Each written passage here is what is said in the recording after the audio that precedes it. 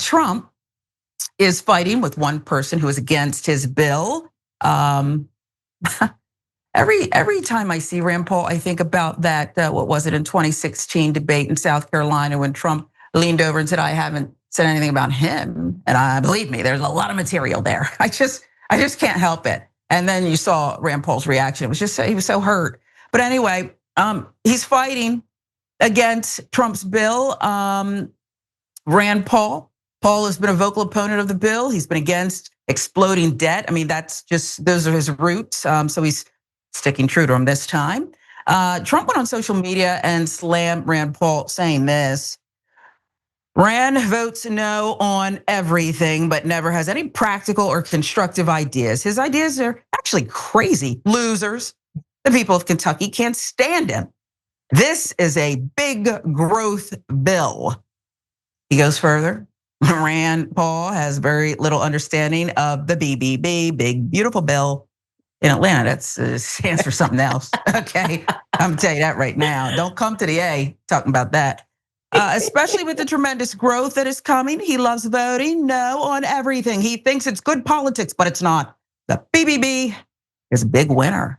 And to that's usually, when Trump offers a backhand to members of his party, that's usually enough to keep him in line, but not this time. Rand Paul did not back down.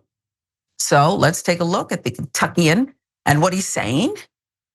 He says, Kentuckian sent me here to fight reckless debt. I will not support a $5 trillion increase to our deficit. So there's that. It's a pretty matter of fact, excuse me. He went on Fox too to call out his party. So take a look at this. The history of this town is people making false promises. In fact, everybody in leadership on the Republican side saying, oh, wait till after the 26 elections. We just need one more election. You remember when they said that about Obamacare? Elect us and we'll get rid of Obamacare. And they flailed away and never did it. It's the same way with spending cuts. They say wait till 2026 or 2027 and we'll have spending cuts. I'm not waiting, and I'm not voting for $5 trillion in debt to see if they will keep their promises. How much support do you have in the Senate? Can you muster 3, 4, 5, 6 votes for your position?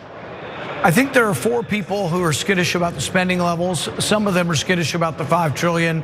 I think I'm the most vocal on all fronts, but there are more starting to come to this realization.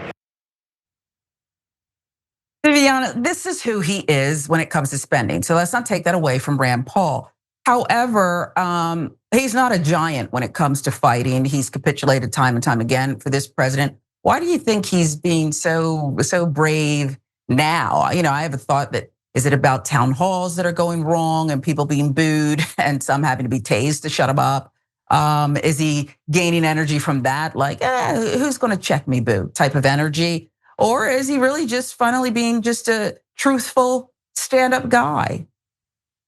I think it's going to be the former. I think you're exactly right. I think town halls are getting a little rough for these guys out there. I have to wonder, how does Rand Paul keep getting reelected? And I think it's for reasons like this. He's a fiscal conservative. He really stands by that. And I'm happy to see him standing up for this. Let's see if he has the follow through. Times are tough and he wants to stay in office.